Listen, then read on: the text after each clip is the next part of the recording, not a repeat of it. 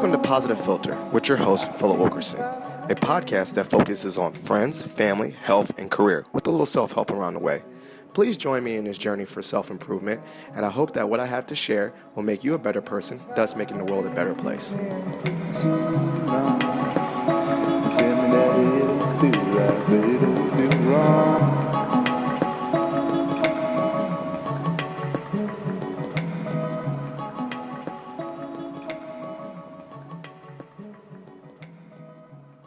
We had a film and all that, but we never released the film. Yeah, I accidentally deleted it. My bad. But the interview is on my YouTube channel. Yeah, which we'll put in the notes. We'll put that in the notes so people can follow that.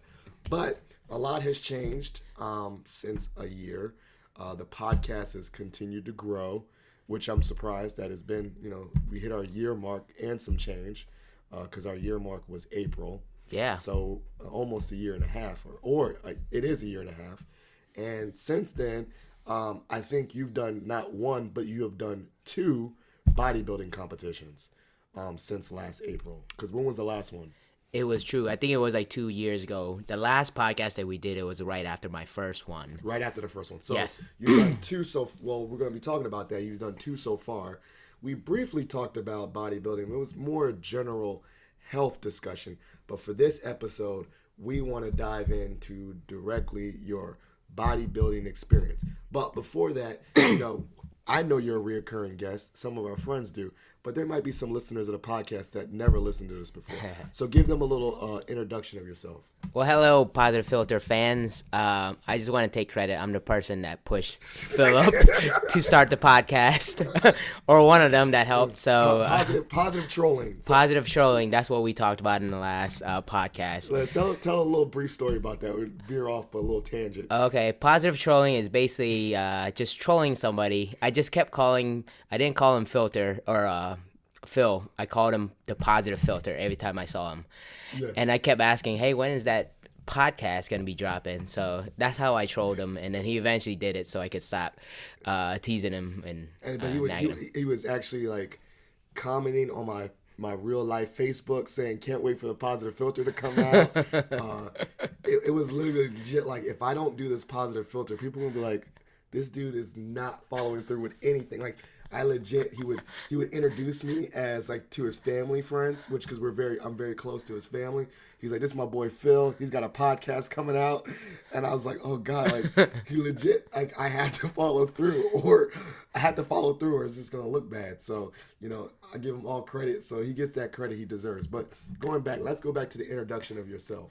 Okay, so my name is Samnang, man. I've been in weight training for like 17, 18 years now, but I've been a competitive bodybuilder these last 3 years. And the reason why we're on this podcast is so I could share some of my experiences, what I learned, some of the misconceptions about bodybuilders. It's a new up-and-coming sport that's becoming very popular. I would say it's behind CrossFit. Okay. It's getting really popular. What about three? Okay, let's do the ranks of three. Bodybuilding, CrossFit, and powerlifting. What do you think it is? I would say it's in front of powerlifting. Okay. Not as popular as CrossFit, but I would say it's in the middle. There's a lot of social media, a lot of bodybuilders in the gym, so it's an up-and-coming kind of sport. Mm-hmm. But I've been doing bodybuilding for a while, like bodybuilding type of training, but I've just competed the last 3 years. So got a lot of experience, and I want to share with you guys today. So okay, so you made a very extensive outline. We're going to kind of veer off, me and my tangents. But yeah. Just to kind of stay a little bit focused, you said you've been bodybuilding for quite some time. What was the difference between, just aesthetically looking good and flexing and shirtless selfies to I want to compete on a stage? What was the transition? And what made you want to become what you call a professional bodybuilder? Professional bodybuilder or pursue one? Yes. I'm not a professional bodybuilder yet, but I am still in the path. But the step, it was actually when I started stop CrossFitting as much, and I was seeking like a new type of training program, and I always loved bodybuilding. That was the reason why I got into weight training eventually, and then I veered off in CrossFit. And then I wanted to fill that void again, and I used a lot of my training principles from CrossFit into bodybuilding, which accelerated my process, which was exciting because I'm applying some like new different training principles into bodybuilding, and I don't think a lot of like bodybuilders now are doing that. So that's, for me as a coach and being able to apply different training styles to help accelerate the process, which is pretty cool. And that's, if some of you guys follow me on my Instagram, that's where I showcase, I involve a lot of like fast-paced lifting and bodybuilding movements. So that's that CrossFit, that cross-domain, different modalities, lifting, running, and all that, and high intensity. You add that to traditional interval training for bodybuilding, because you have a cardio component. Yeah. You have a cardio component to your bodybuilding. Do you incorporate that into the bodybuilding, or you really just kind of do the same traditional, like get on a treadmill for a long time? Well, for me, I really don't like cardio. I like the boring cardio. So I lift at a super fast pace, and that really keeps me going. And like, it's a lot easier than just sitting on a treadmill. But I do that also too, to kind of supplement. You do both. Okay. But you would prefer not just being on a treadmill. You prefer lifting heavy, lifting fast. Lifting heavy is what life is about. Okay. So, and like I said, we got topics, but I kind of want to veer off. I call it a pivot. This is a shout out to my frat brother who always just randomly has tangents. Bodybuilding and aesthetics and lifting is in the man family, right? Like, shout out to your dad. Talk about your influence of your dad in bodybuilding, because Mr. Samnang, the OG, he is still he's still pretty jacked. In pretty incredible shape. Can you talk about that? Yeah, absolutely. Thanks for bringing up that question, because I actually want to tell a little bit about my dad. He's anybody that wants to compete at a pretty high level really have to dig deep and find out why they started, right? Because during training, during eating, during contest prep, whatever, it's going to be long. The process is very long. You have to be able to dig deep into this kind of stuff, what motivated you and what got you started. And my dad was one of the person that inspired me way back in the day, because I saw pictures of him just looking jacked and shredded, looking completely like nobody else, at that time. And then, you got one of my other influences was Bruce Lee and Arnold Schwarzenegger. Yeah.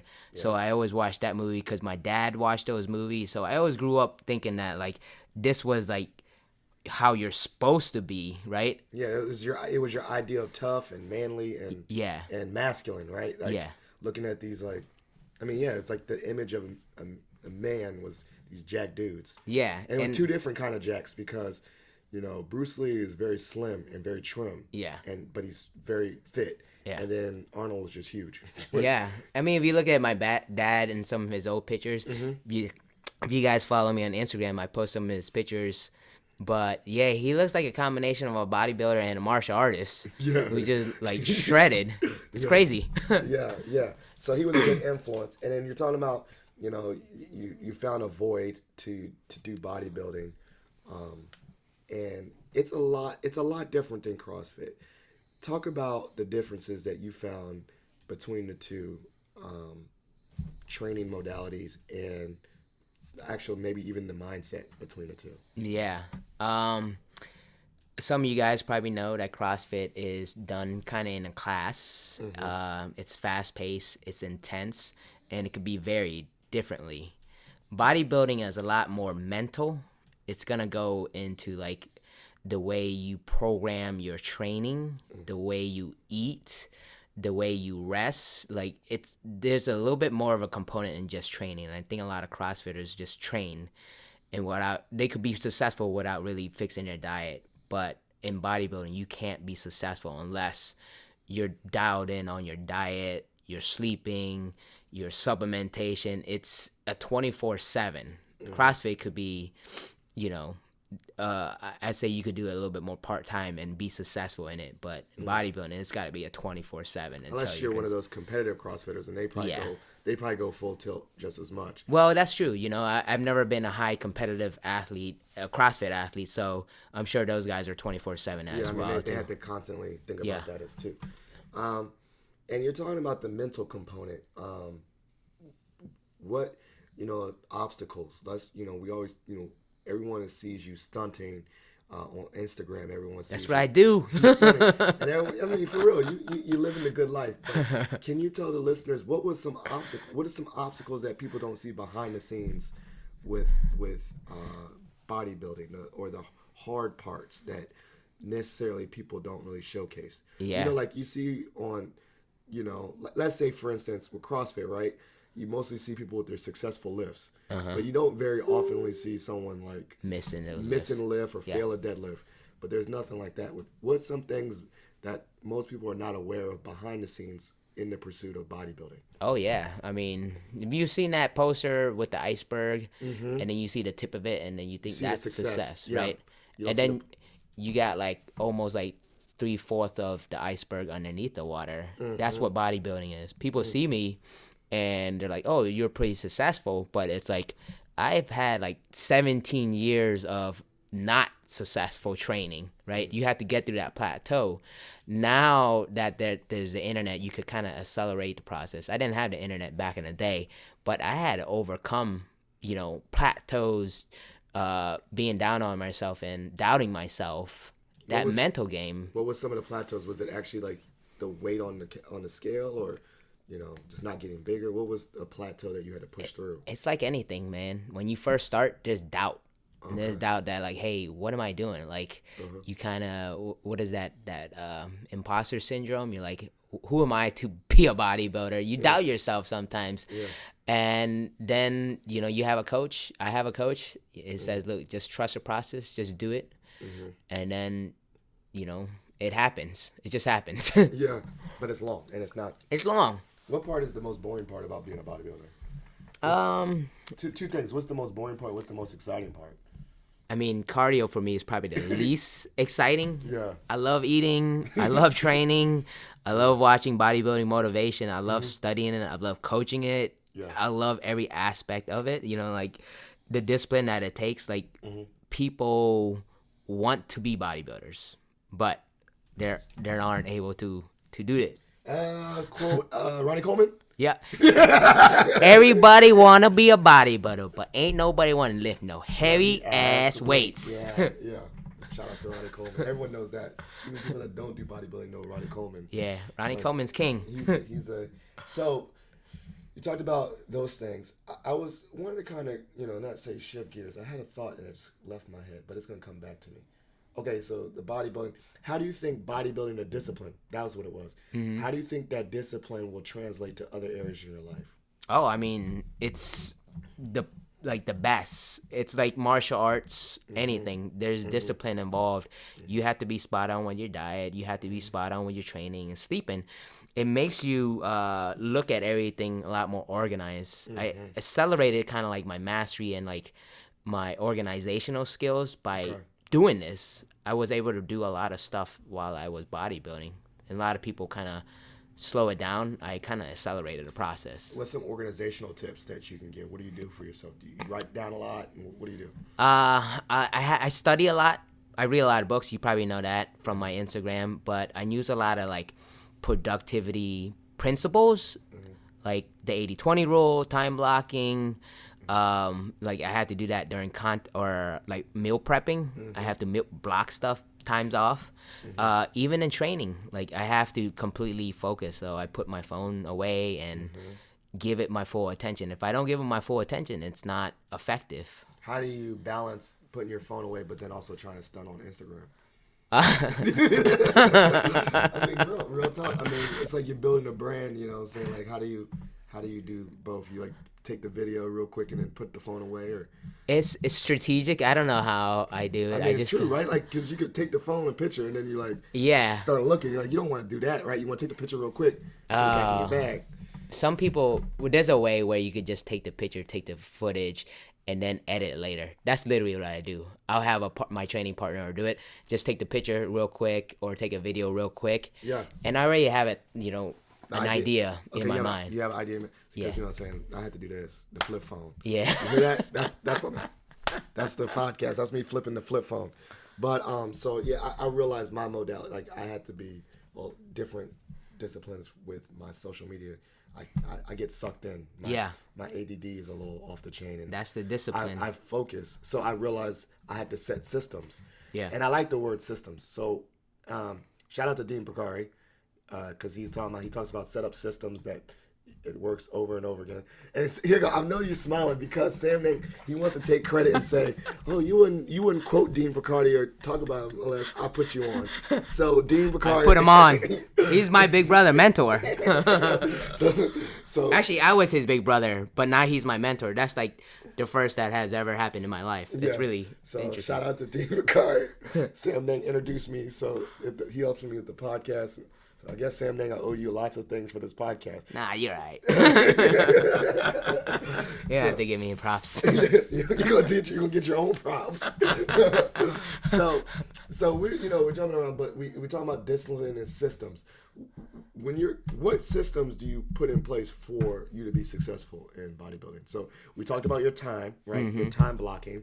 We talked about productivity and like maximizing the time in the gym, like you got things done. But what are some other systems that you put in place to make sure that you're successful? You know how like a lot of people, like I think you tend to do this, and my wife does this a lot too, is write to-do lists and things like that. I don't really make a to-do list. I kind of already know what like I need to get done, and it's already in my head. So like when I go train, I know what I'm already thinking about it like 24/7. It's almost like a 24/7 thing. Like I know how to rest my brain, but I also know how to plan and strategically. Like if I'm going to go train that day, I'm thinking about what I'm doing, in the car on the way in the there, car. There's little spots throughout the day that most people don't realize that you have, that you could kind of rest up, think, like when you're driving in a car, shit, when you're pooping. But yeah, true. But how about, but then like when you're in the car, a lot of people listen to podcasts and do all the things. Do you ride in silence? I have a thing. I have my routines. I listen to my bodybuilding motivation speeches to get in. They call it the flow state, right?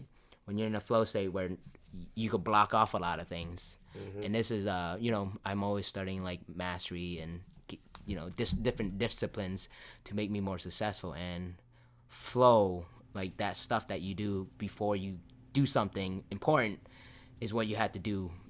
I always have my routines for everything. Now, I had to give you mad credit. You did really well in your competition. You got second. You're still chasing the pro card, and that's a goal. I know you're a very goal oriented person, but now I think it's public, right? You're having a child. Oh yeah.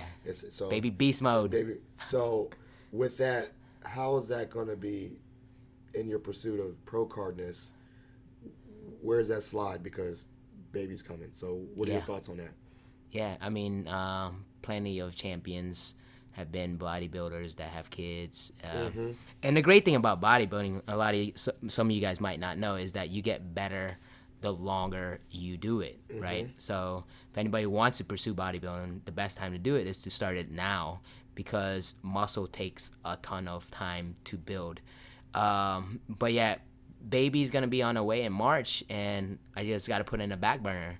I'm still gonna train, I'm still gonna eat, but the great thing is when you're not prepping for a contest, you could be a little bit more lenient on the diet. And the training, you could, I'm not saying I'm gonna be lenient on it, but it's fun. It's just keep you in shape. There's ways to kind of make it. The goal, the big picture of everything is how long, or for you to be able to do it for a long period.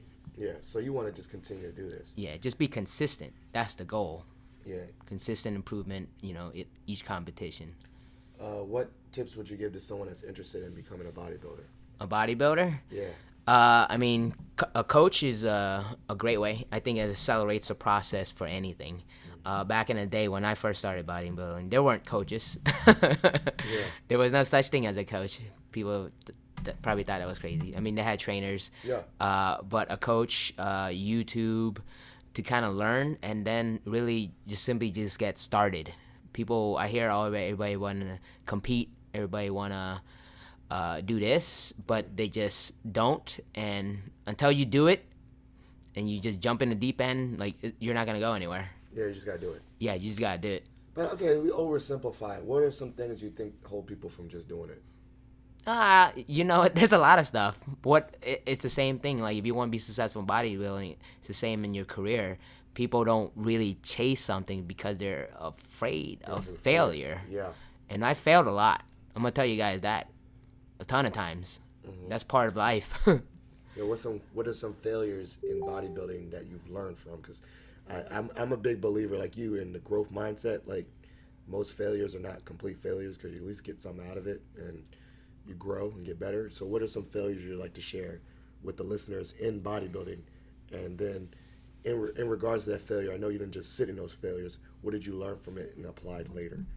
Yeah, I mean, as it is all your mentality. There's no failures. I wouldn't say I failed. I've had setbacks where it kind of roadblocked me a little bit on my progress. Can you give a concrete example of one? Not since I competed. I've always been, when I set my mind to, when I started competing, it was just all, balls to the walls. Yeah. Always progress, always moving forward. But before I started competing, I would like plateau and then be down on myself. I'm like, why am I not seeing any progress for like 2 or 3 months? And then I would kind of give up and just be down on myself. And when this give up means you're just not lift as heavy? Yeah, not as lift as heavy, not as focused. And that I would see as a setback, but not as a failure. It was just trying to get through those plateaus. And what helped you get through those plateaus? Just keeping at it. That's it, just keeping at it. The oversimplification of life. It's simple. Just keep at it. But it's true. I mean, it's funny, the thing when we're laughing about it. But at this end of the day, too, like, sometimes it is just that simple of, just keep going. Like, eventually you're going to push through a plateau. Yeah. And then maybe that keeping at it, for someone, you're like, dang, man, like, this guy keeps at it and he gets over it real quick in a month. It might take you more than that, but you might just have to put in more time. Yeah.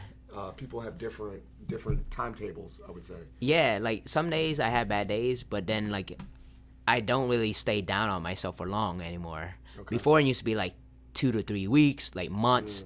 Now it's like a couple hours, a half a day that I could just be down on myself and then just bounce back up, Just acknowledge that it sucks and then be like, all right, well, it's done, and then go on to nothing else. See, and that for me is like progress, is success. Before, that would be like, if I didn't see success like that, like, there's so many different aspects. Sometimes people, when they start a nutrition program, they're like, I just want to lose weight. I'm like, okay, well, how about your energy level? What about your look? What about your physique? What about your numbers on like your strength lifts and stuff? What about your mood? Like, there's so many aspects, but everybody just looks at, oh, I'm not losing any weight. But what about all these other benefits that you get? What about the self-improvement? What if you gain weight, but then you look better? You know what I'm saying? Like, they don't know the full pack, like you said, the full full scope of what healthy is. Yeah. I think mental health is where it's at. You know what I'm saying? Yeah. The reason why I'm successful is because I started focusing on my mental health. So you focused on your mental health in regards to like personal growth and development, and essentially it helps you with your physical health. Yeah. Can you talk about that a little bit? Yeah, absolutely. I think I was like coaching somebody and they're like, it's 80% nutrition and like 20% training. They're just throwing out numbers. And then I was like, boom, let me give you something. It's 100% mental, right? Because if you decided what you wanted, everything else is easy. You could eat whatever you wanted. You could train however you wanted. You could make things work, right? Yeah. If you solve what's going on between your head, between your ears. Yeah. Because... yeah. It's decisions. Decisions. So, and I liked what you said earlier. You said, like, you get blown or you get upset and you allow yourself to be upset, but I like what you meant, like, you compartmentalize it, meaning it's not like you can acknowledge that things don't go your way, but then you just chunk it off into that time and say, okay, I'm not going to let it affect my full day. Yeah. I talked about that on my last podcast. Is like, being a positive person and this positive mindset thing doesn't mean you're not allowed to feel sadness. I mean, you give yourself opportunities to feel sad and upset and all that. The thing is, don't understand that within those feelings, like, feel them, experience them, but then you have to push through them. Yeah. And then do something else, because like you said, like it's it's okay to feel sad, but is it going to be productive for your entire training? Yeah. It's not. Is it going to be productive toward your job and your career? Yeah. It's not. So it's not saying just get over it. It's more saying like allow yourself to feel it for that time, but then push it. Yeah.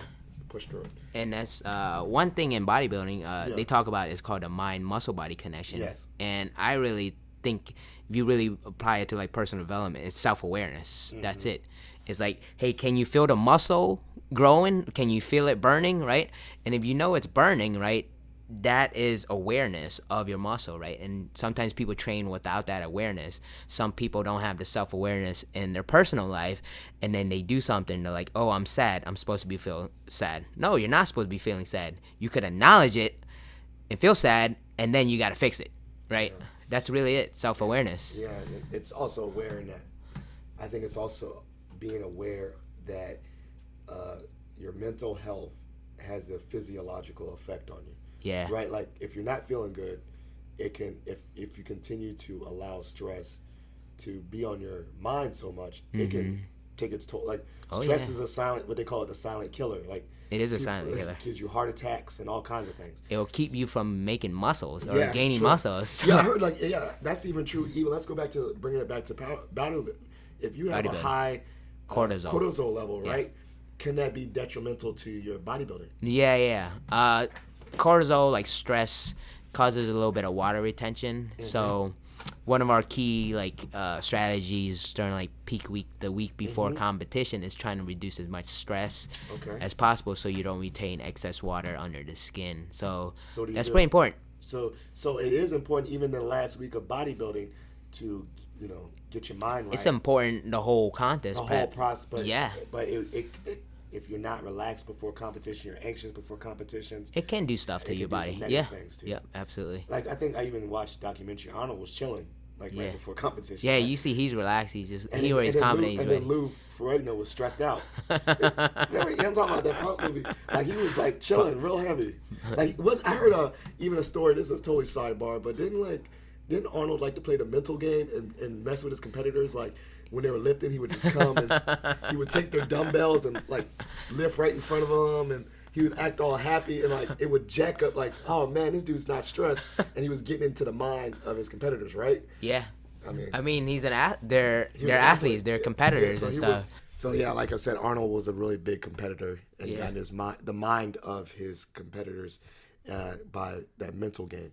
So kind of dialing it back and going back to what we talked earlier, you said another big component besides being 100% mental, but it is a big component, is diet. What was your diet like when you were doing bodybuilding? Okay, I won't get down into the nitty gritty because nutrition is kind of boring. It gets real technical with numbers and stuff. Yeah, do the very basic. Yeah, I'll give you the basic. It's basically eating in a calorie deficit. That means I'm eating around like 1,600 calories throughout the whole contest prep.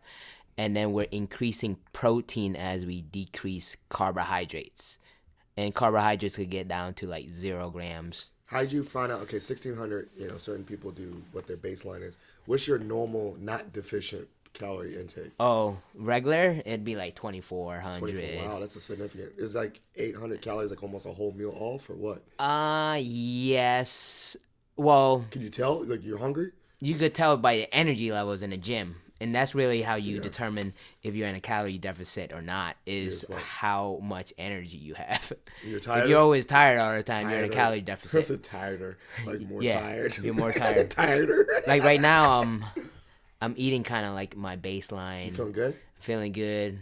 I could lift heavy. Yeah. And I could lift for long periods of time. What about your sleep? Was your sleep different when you have less calories? Different? Well, if you don't sleep enough, you won't recover fast enough, and you have a possibility of getting sick. So it's really, really important, especially when I was doing it during the winter time. I was getting like close to getting sick, so you have to be like really in tune with your sleeping, because if you don't, you get sick. Well, like a cold. Yeah. So and then just kind of derail your immune progress. System is going down. Yeah, because during a contest prep diet, the nutrients are very limited. So I'm not eating as much different fruits and meats.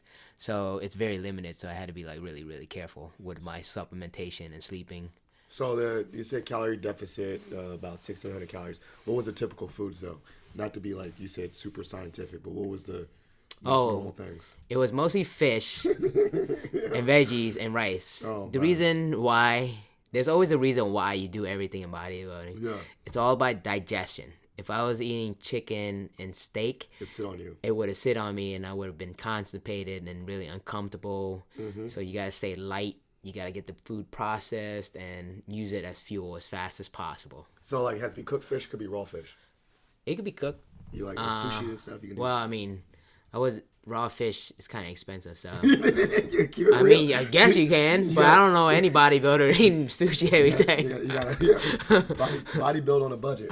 So okay, that's kind of gear like pivot, but certain things, certain health things might be a little bit more expensive than the others, right? True. So like lifting and running, you could do you can run anywhere in the world, but there's some. What ways could you bodybuild on a budget? It could, yeah. There are ways to do it. I used to do it in college, but not in a great way. What's the college budget? So the college budget was eggs. Eggs are cheap. Eggs are the cheapest. Yeah. And canned tuna. Oh my god, canned tuna is the worst. I can't eat anymore. You was eating how much? Yeah. You were just getting like Oh, Costco. I think I got mercury poisoning. Luckily, I have money now, and I could eat like normal fish. Like I eat cod. There you go. So Cod's a little bit better than tilapia. So I have money. If you have the money to afford it, I would recommend. what about gym membership? Gym membership is inexpensive. It's dirt cheap compared to anything else. Yeah, that's the cheapest part of it. It's the cheapest the part. food part is probably the most $30, expensive. $40 a month for a membership. Food averages about $100 a month or a week. So about $400. You did huge jump. You said $100 a month to $400, so it's really $400 a month. Oh yeah, $400 a month. See, I can't do math. It's late. It's getting late. Quick math. I'm really good with math, but it's getting late. $400 is about the average For the food. Yeah. Okay, so the less expensive part is the gym. The food is more expensive. There's coaching involved too, so And then coaching, depending on your level and involvement, can add that. it's a pretty expensive sport. That's the reason why I didn't. I wasn't extremely successful. You have to have a lot of resources. There's money involved. Okay. Yeah, that's a lot of people don't know that It is. bodybuilding is pretty expensive. That's good for the listeners to know before they go into it, is to know the money. But I think on the flip side, I guess if you say like if you stop going to happy hour, I mean you had to do some costs. Like there's certain things that you might have to cut out of your life. Absolutely. Certain lavish things. Oh yeah. To do the bodybuilding thing. You can't be going out drinking. You can't be going out wasting your time. Like everything is dedicated to that when you're on contest prep. Yeah. Pretty much. So your budget and your time and your resources had to be really focused. It has to be really focused. Most people aren't willing to let go of a lot of like small things. Like I had to give up TV. I had to give up a lot of like events. That's the sacrifice that you make, you know. Let's talk about a little bit about the sacrifice you made. Like shout out to your lovely wife, Whitney, yes, for putting up with you, probably eating all this fish in the microwave in the house all stinking. What's some things, how'd you take care of your relationship? Because one of the things I realized too is with personal goals, when you got this laser focus, sometimes you over focus on yourself and your goals, and you might put your most supportive person to the side. Yeah. So how did you include or fit, boo time? Yeah. Thanks for asking. I'm gonna tell her to listen to this and tell all the sweet stuff I'm gonna tell about her. Yeah, thanks. Good looks, man. I appreciate it. Well, first and foremost, if it wasn't for her, like she's the one that positive trolled me. She positive trolled you. Yeah, because I was always like, I'm gonna be a bodybuilder. I should do this. And she was like, why aren't you? Like, she was doing a little positive trolling, and then I just did it. After 3 competitions, this one was most challenging because she's pregnant as well, and I was contest prepping.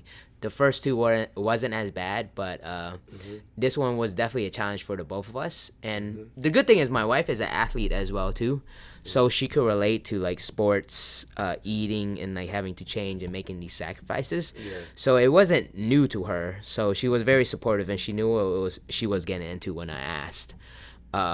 She, and you had to ask. I mean, I had to ask. because it's time away and time from her too. So you asked, like, "Are you down with this? This is something I want to do." Yeah, Yeah, and I understand that. she is my number one cheerleader, my number one fan. And if it wasn't for her strong support, like, I wouldn't be grinding like this hard. Yeah. I mean, I would be grinding, but this level of grind, because of her support, it's at a different level. Right. And I think for anybody that really wants to be successful, anybody at a high level, your spouse has to be 100% on board. 100%. And I was watching that too. I was watching one of the documentaries. What's the guy named Phil? Phil Heath? Phil Heath. Yeah, his wife or his girlfriend. I saw his wife or his girlfriend was involved. I mean, all these guys. She cooks his meals. She does like his planning and like stuff like that. Yeah, She's so like, it's a team effort. Yeah. it's almost a team effort for sure. Okay. At that high level, Yeah, you that's what I'm need. saying. That's the high level, and we're we still have goals. Like Maggie, we're in the basement right now. Yeah. And obviously, for the podcast. Hey, we're up and coming. You guys watch out for the Positive Filter and Coach Beast Mode, okay? I'm gonna let y'all know we're doing big things. Yeah, but we had to definitely, with us doing big things, we had to get wifeys on board. Yeah. we act tough, but Yeah. If Maggie was like, "Yo, shut up," the podcast, I'd hit stop record right now. yeah, same thing. If she was like, "Stop bodybuilding. You're stinking up the house too much." Yeah, I'd have to stop. So we talked about it, but we also have a community of support. You supported me, my friends support me, family support me. I got them involved, and my dad's been on the episode and all those things. Talk about we talked about the wifey support, which is really big, and her encouragement and actually her permission. But let's talk about the greater man fam, because I know they're very supportive too, and you got a very close family. Yeah. So talk about that, the bigger support too. Yeah. And specifically for the bodybuilding part. The bodybuilding part? Yeah. Well, see, the thing about my family, we're guys and we're Asian, so we're not going to be like, "Hey, man, I'm proud of you. Okay. I support you. Like, I love you." It's more of just like... Actions speak a lot of the words, right? Yeah. They'll be there. They know that I have their support, but they're not going to be like, "Hey, good job." Yeah. They're going to be like... Yeah, but they'll be there. But they'll be there. Yeah. They're involved. And I was about to say, I'm giving you more shit. I'm trying to give you plug. Sometimes your brothers train with you, though. Yeah. So that's another way of supporting. They don't have to physically say, "I'm proud of you," or whatever, but they're supporting you by actually training with you. Yeah. And that's important. They're enjoying the message and everything, and the training, the knowledge that I bring, because I kind of took it to a different level for our family. We were just kind of regularly working out. I kind of took it to the level of training and to a different level. Right. So now my brothers get a benefit, my dads get to benefit from my knowledge as well too. It's not just a one-sided success. It's everyone in the community. You think your dad's gonna do some masters level bodybuilding competition or something? Hopefully he gets inspired, and he's one of those guys that's like me. There's a level, right? There is a master's level. There is. He's a man of action. He's a troll. man of action. Let's troll your dad. We should be like, "Yo, Dad, you wanna get on this?" Yeah, you want bodybuilding? It would be pretty impressive. He has a pretty good physique. I know what I'm saying. We're hyping up your dad, but legit, he's in shape. So we're gonna troll him to do a masters competition. And I hate to, like I said, you didn't get the pro card this time, but this is a goal, and it's gonna happen, right? Yeah. When do you want it to happen?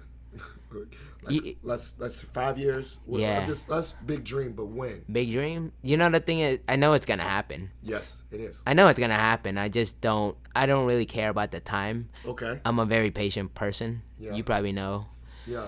And I'm pretty sure there's some success stories in bodybuilding where guys hit it later in life. I don't know. Maybe there's an average age that people did it differently. Yeah. See, the thing about bodybuilding, you really start to study self-mastery. You have to study self-mastery, because for me, I'm 33 years old. I know when I peaked, I'm a late bloomer. My testosterone really is just pumping now. I'm killing it in the gym, and I know that I'm a late bloomer, where a whole bunch of my friends were killing it in high school.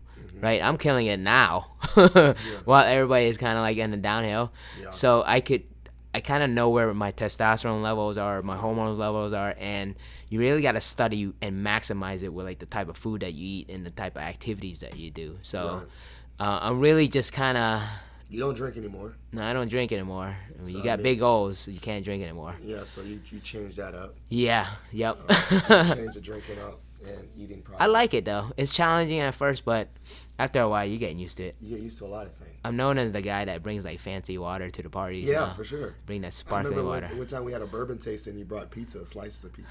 Let's rephrase. We had a whole bourbon tasting. This dude brought 2 slices of pizza and said, "Share the pizza and water." It was leftovers, but I brought carrots too, and that was like 2 weeks right out before the competition. You can't. Yeah. That was probably the funniest I'm thing gonna I like said. that. I'm known for like doing stupid stuff like that. You know, I was like, hey, like, who's else gonna eat 2 pieces of pizza for a whole bourbon? Bring the whole pie or something. So, this is the episode. We got pretty much into it. This is the part of the episode we call it shot for shot. We take shots. No, we ask each other shots of questions.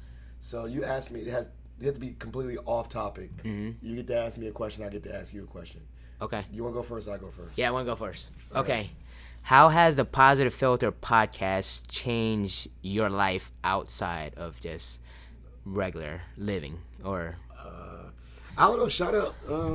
or like your success relate to Success. life? That's funny. This is success. I Man. don't know, man. This podcast is successful. I guess so. No, actually, I would say this. Because of the podcast, it's been another lane of networking. Mm-hmm. And I don't know if I'm a big people person. I'm the most random person you'll meet. I got friends of all different walks of life. Mm-hmm. And podcasting has its own community. Like CrossFit has a community. Yeah. Bodybuilding has a community.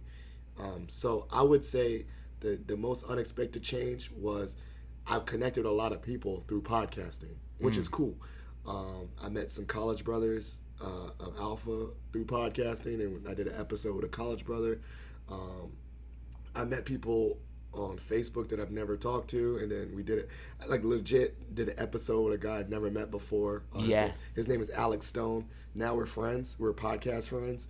It was like podcast pen pals. So I would say the most unexpected thing, because of the podcast, it's opened new doors of establishing relationships, which is really important to me. So I love it. I love the fact that maybe there's somewhere out there that someone's listening, and they want to reach out to me and ask me questions for the podcast. My friends, my family, they listen to episodes and then they share it with people. So I love the people connection. That's what I love about podcasting, is people and meeting new people. And hopefully I like to, one of my next goals is to go, they have some podcast meetups in DC. Oh yeah. Like, I'm in a podcast Facebook group, and I would love to actually go to one of those one day and meet some of the other podcasters in the area and make new friendships. Yeah. Great answer, man. Yeah. Damn. Yeah. Shout out to other people I've done podcasts with. There's too many people, but I'm talking about podcasts with that were other podcasters. For instance, my boy Jermaine, brother Jermaine from Alpha, my brother Patrick Harris, he's got a podcast, and we did a podcast. So I've done podcasts with other people that do podcasts. We do collab episodes. Yeah. And that's been pretty dope too. That's pretty dope. Yeah. Maybe I should start a podcast. Oh, you should. It's easy. Get a mic. I do Daily Beast Motivation, which is kind of like just rip them. Just rip the audios. Rip the audios and then record them. Podcast. There you go. It should. Hey, that's actually a good idea. Okay, why not? just make Feeling sure two birds with one stone. Just make sure that I'm on your podcast too. All right. I'll be a guest. All right. You got a shot for me? Yeah, I do. And then that's it? Or do we keep going? No, we keep going. You got to plug all your socials and okay. all your things and last final thoughts. But yeah, final thoughts. Hold up. Now you got me laughing and thinking. All right. So you shout out your inspirational bodybuilders. So I want you to do your MVP and count on your hand your top 5 bodybuilders that you're like, these are my top 5. Like professional bodybuilders? I mean, I don't know, just okay. 5 people, 5 bodybuilders. It can be just it can be whoever who I like. You're drawn to, yeah. Okay. 5 of them, and then like don't just say their names. You got to say like why, like. Okay. Because he's jacked. I'm gonna get real nerdy. Okay, I'm ready for my 5. You want to hear some real nerdy bodybuilding history? Yeah, I got you. Here we go. Here goes Samnang's top 5 bodybuilders. Okay, top 5. Does it have to be in order, or I could just name No, them? just 5 people. All right, okay. Obviously, you gotta pay homage to the greatest. The GOAT? the GOAT, Arnold Schwarzenegger. Okay. He brought that fire. He Okay. brought that charisma. He brought that look. That's Yes. the reason why I think he is the epitome of bodybuilding. That's the reason why everybody started. I So think legit everyone, if you don't even know bodybuilding, you know Arnold. So yeah, I and agree. that's what everybody strives to be. You know, Arnold. yeah, everybody. Okay. That's why I do real estate too. You know, Arnold used to be he was a millionaire in real estate No. before it became. It was during the same time. Okay. Yeah, it was That's during the good same to know. time. So He that's kind of sold- what I'm he doing. sold houses? Yeah. No, he like rented house or apartments. Oh, okay. And became like a millionaire after like his second or third transaction. Oh, wow. Okay. Yeah. Out in LA? Yeah. See, there's some knowledge Do dropping. you know that's why I bodybuild and I sell real estate and I do all this stuff? Arnold? Yeah, he's kind of like my mentor. Hey, so maybe on the bucket list we can try to find him and hunt him down. Yeah, and be like, interview hey, him. thank you, sir. Yeah, there you go. Thanks for the inspiration. Arnold Classic. Okay, that's one. The GOAT. Okay, go. The next would be in that era, Frank Zane. Frank I've Zane. heard that name, but I'm not Yeah, familiar. I think he competed like at 175, so he was one like the smaller bodybuilder. He's the Okay. very aesthetic looking bodybuilder. Okay. His posing is on point, and like his waist was really small. He's got some like sick vacuums where you suck in the stomach, and it looks really like art, like really artistic. He had to work on that. Yeah, Okay. that's a breathing technique that you have to do. And if you guys see some of my IG stories, I do some vacuums too, which is a really hard technique. Not a lot of bodybuilders are doing it. I'm just trying to practice it now, so when I get ready for the big stage, it looks really good. So just gotta start. So he did it. He's the originator of that? He was like the originator. Okay. He made it famous. So that's two. That's two. And then Ronnie Coleman. Okay. Yeah, Ronnie Coleman Yeah. is a beast, and he's one of the most humble people that you ever seen Yes. or watched. His documentary, The King, is pretty freaking awesome. Okay. She definitely watched that. The next two are, let me see. I like Chris Bumstead. He's like 22-year-old Oh, young guy. Okay. classic physique, second champion or second overall. But he's gonna be like the face of bodybuilding. He's He's up good and looking. coming. Yeah, he's good looking. His physique is like amazing. I think he will be like, looks wise, he will kind of look like Arnold Schwarzenegger. Okay. Yeah, like if you guys want to see some like good looking physique, like the classic physique in the IFBB, is pretty legit. Okay. And then the last one, it is between Kai Green. I was about to say Kai. Kai, I like him personality. Yeah, Kai Green is very authentic. That's the reason why I like him. You know, the last one that you didn't mention, but I like him because I think he's funny, is Cedric something. What's his last name? Who? Cedric something? Oh, I think I know who you're talking about. He's a mod, like he's Big black dude. His Yeah. name's Cedric, but I follow him on IG randomly, and he's actually like a troll. And it's funny. He's got a sense of humor. I think I know who you're talking about. I gotta find him. I gotta look him up. But you know, I also like people that don't take themselves too seriously. And he's one of those guys. Like he's good. I think he's actually won Arnold's and stuff like that. Yeah, I'll I find think his I know. name out. But he's also like he's legit funny. Like, Yeah. and so Oh, yeah? I like funny people. Okay. I don't so- take myself too seriously. Yeah, either. you shouldn't. Why not? I think Arnold didn't. He was No, you gotta have fun with it. stealing people's dumbbells. I find that story so funny. So, we're coming to the end of the podcast. We got our top 5 bodybuilders. We did this. Let's do. You said one thing. You said a couple of things that I want you to plug. You can help other people. Son, you're a coach. Yes, I Coach, am. you go by Coach Beast Mode. So, Coach Beast Mode is kind of so like my explain alias. that. Yeah. So explain that and then give a shout outs and plugs. Awesome, man. Thank you. I appreciate you giving me the opportunities with your viewers. So since I got all this knowledge of training and nutrition, I started coaching personally, like nutritional customized meal plans and training programs. And it's customized. So however you guys want to look, however you guys want to perform, what specific weight you want to be at, however you work with a coach that knows, they're going to get you there faster. So that's why I offer to the Positive Filter podcast listeners. The best way to catch me is on Instagram. It's Samnang Man. And then you can hashtag Coach Beast Mode. I'm under there. You can send me an email. I'm putting up a website. I haven't got it up yet, but that's my next thing. But the best way is Instagram. If you want any information about nutrition personalized, shoot me a DM or you can comment on one of my pictures. I put out daily like tools and strategies on my Instagram story to help you. And they're quick, easy, implementable. They're not long and drawn out. Some of them are kind of long and drawn out, but I try to keep it short and precise to the point so you guys could get to the point. Well, you'll put that in the show notes too, so we'll make sure that have all that contact information in the show notes. Yeah. As well as our old episode that we did together. I don't think that's it. Pretty much, we did an episode. I'm gonna be, I guess, when he has this podcast, I'll probably be his first guest because he trolled me. That was a beast of a podcast. Yo, we straight up killed it. Yes, we did. If we didn't get any new fans, I'm gonna quit podcasting. I'm not. I don't care if I get fans or not. Positive Filter is here to stay for a while. Yeah, I'm gonna be doing it. So, thank you so much. If you like this episode, like, subscribe, leave a comment, leave a review. If you have a question for the podcast, you can message it on Facebook or follow me on Twitter. It's at Positive Filter, or use the hashtag #AskPositiveFilter. I also have a phone number where you can leave voicemails or questions. That number is 571-336-6560. That's 571-336-6560. I'll leave that in the show notes as well. Thank you so much for being listeners of the podcast, and I'll catch you later.